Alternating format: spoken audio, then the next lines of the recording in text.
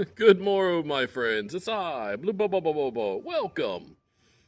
A long time ago, longer now than it seems, Bear was traveling down the forest path.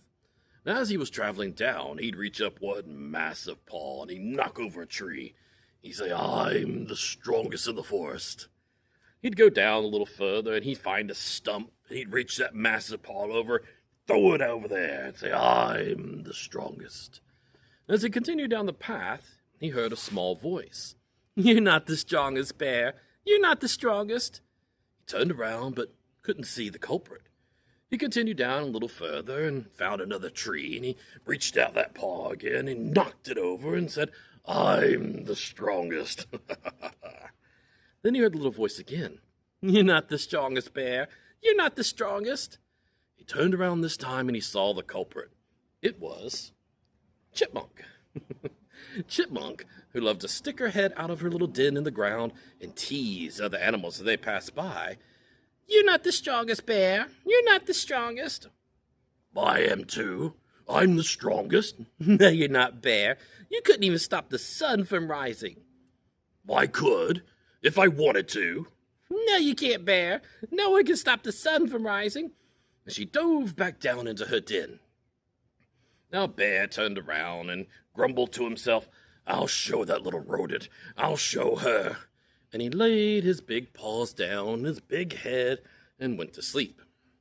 Now the next morning, as the sun began to rise, he got up a little grumpily on those big front legs and said, "The sun will not rise today." The sun kept rising. A little angrier now, he got up on all four legs. "The sun will not rise today." The sun kept rising. Furious now, Bear got up on his big hind legs, standing 10 feet tall, and he bellowed, "The sun will not rise today." The sun kept rising. Bear couldn't stop it. Then he heard the little voice again. Told you, Bear, you couldn't stop it." This time, Chipmunk was running between his legs, teasing him the whole time. Bear had finally had enough. He reached out one massive paw and went slam onto Chipmunk. It's okay. It's not that kind of story, my friends. Bear's a good bear.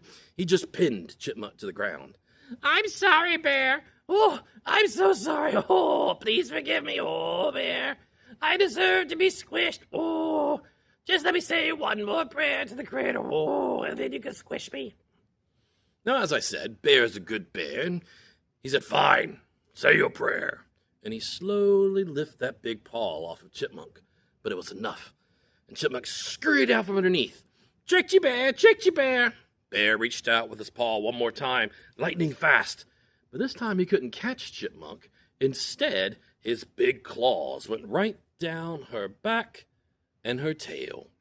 And to this day, leaving a white, black, and gray stripe down her body to remind her that she should not be teasing anybody. Thank you for listening, my friends. I hope you have a wonderful day.